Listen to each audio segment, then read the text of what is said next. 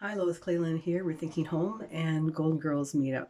And I thought I'd share a story today about my most recent sharing experience. Last July, my husband and I decided to split, and we'd been living in a rental home for about 10 years or so.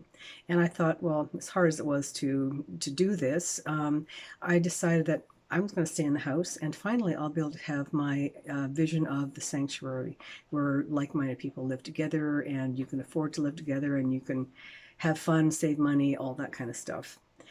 And also, um, I have written a guide to how to find a roommate and never really done anything with it. So I thought I'm going to chronicle this through videos and my journey and how I'm following all these steps to find a roommate. Well, surprise, surprise, a month later, the landlord says she wants to sell the house.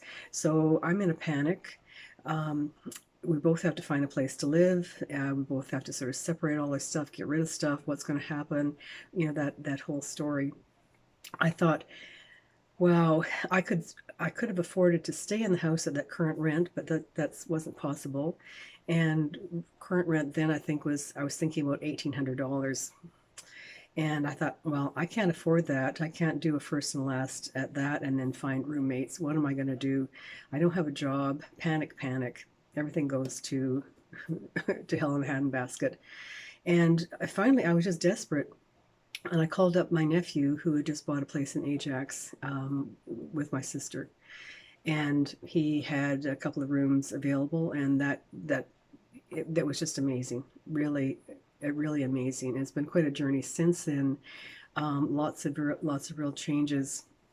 So that's a situation where you hear my nephew has a house and someone moves in, the aunt moves in, or your kids may be moving back, or your mom, or something like that, or you finally you've been renting for a while and you have to move and you can't find something.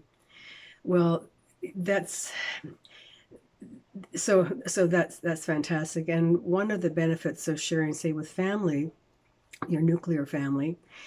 Today I had a really interesting, a, a nice thing happen. My sister came up to me and said, "Would you come with me and would you support me? I have to go to a store and confront somebody or other." And I thought, wow, isn't that nice? So that's what friends do. So we're friends, not just like family. We're friends, and so that's also a huge possibility and a goal, I think, is when you're looking to share with strangers that eventually they become friends.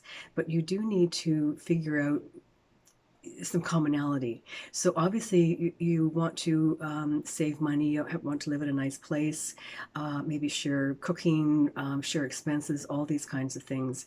But there's also those other little things, that little support things that can happen as friendships and trust develop.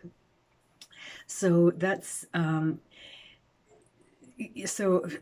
my idea of an intentional family, and I think that is something that is very empowering as well, as these changes happen to us, whether they happen instantly or over time. It's always quite a transition, and I know my life is so totally different from last July to this November.